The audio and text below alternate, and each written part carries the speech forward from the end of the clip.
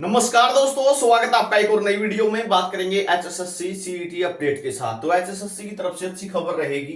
Court case लगा हुआ था नॉर्मलाइजेशन का, क्यों डिसमिस हुआ है, इस मुद्दे पर भी बात करेंगे। चैनल पर नए हैं तो चैनल को सब्सक्राइब जरूर कर लेना।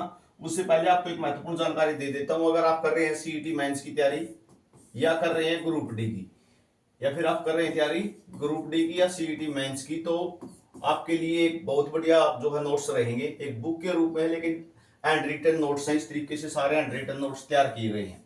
हरियाणा जीके के लिए ये बुक रहेगी। आप सभी को पता है 25 नंबर की हरियाणा जीके पूछी जाती है एचएसएससी एग्जाम्स के अंदर।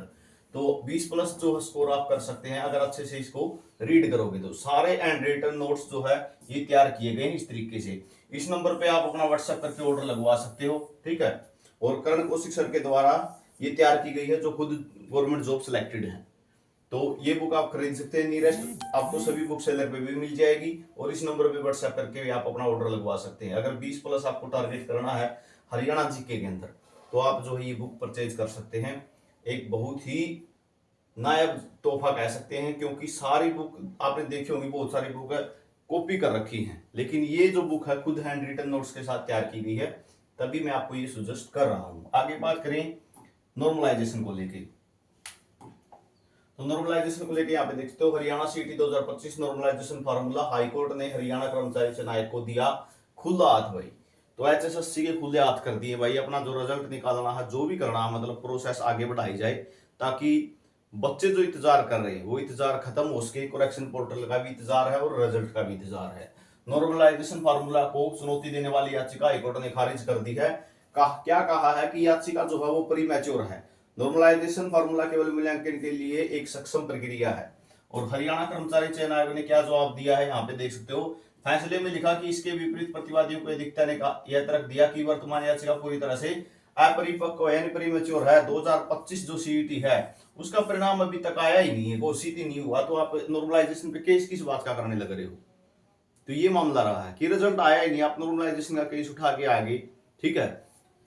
तो इसके अतिरिक्त दिनांक 26/5/2025 के विज्ञापन संख्या 1/5/2025 का खंड 10.3 आयोग को यह अधिकार देता है कि यदि परीक्षा कई शिफ्टों में आयोजित की जाती है तो वह सामान्यकरण पद्धति नॉर्मलाइजेशन प्रोसेस को जैसा उचित समझे अपना सकता है भाई, ठीक है। जो आपका सीईटी का नोटिफिकेशन है उसके अंदर जो पैरा 10.3 है उसमें स्पष्ट लिखा गया कि नॉर्मलाइजेशन होगा, ठीक है।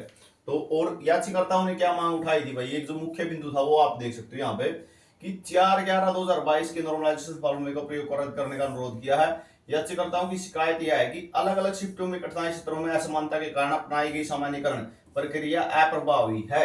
यानी शिफ्टों में इतना डिफरेंस कर दिया है कि नॉर्मलाइजेशन प्रक्रिया इसको पूरा नहीं कर पाएगी। आपका क्या कहना कमेंट सेक्शन में जरूर बताना।